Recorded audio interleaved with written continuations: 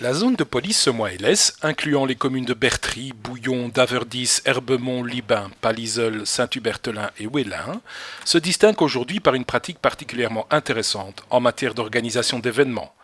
Ainsi, la zone s'est-elle inspirée d'un vadémécum concocté par ses collègues de la zone de police Famenne-Ardennes pour rédiger son propre vadémécum, une sorte de récapitulatif de tout ce qu'un organisateur d'événements doit savoir, avec à la clé un formulaire à remplir un mois à l'avance et à transmettre à l'administration communale. Mais surtout, la zone de police Semois-Hélès est allée beaucoup plus loin en installant un système de bracelets de couleurs pour limiter la consommation d'alcool aux plus jeunes lors de ces manifestations. Et plus loin encore, elle projette aujourd'hui de créer un formulaire pour l'ensemble des services de sécurité de la zone. Et tout cela, tout en sachant qu'il existe déjà un règlement général de police commun avec les zones de police voisines, de Famenne-Ardennes et de Centre-Ardennes.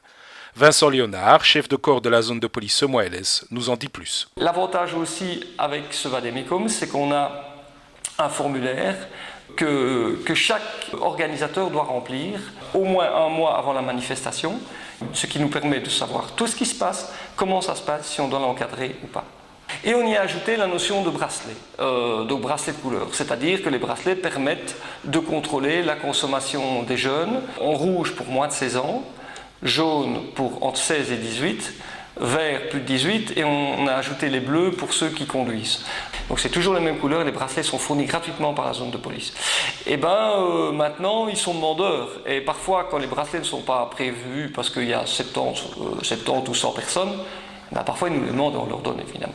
Depuis lors, on a constaté qu'on a une diminution relativement importante du nombre de coups et blessures en dehors de la sphère familiale, donc sur la voie publique. On a une diminution très importante aussi des dégradations et des actes de vandalisme. Et on a aussi une diminution du nombre de conducteurs conduisant sous l'influence de l'alcool. Maintenant, il faut savoir que ça, c'est le formulaire pour les services de police. Avec mes collègues chefs de corps de Marche et de Bastogne, on a créé un groupe de travail et on a essayé de faire un règlement général de police pour l'ensemble des communes de ces 3 zones.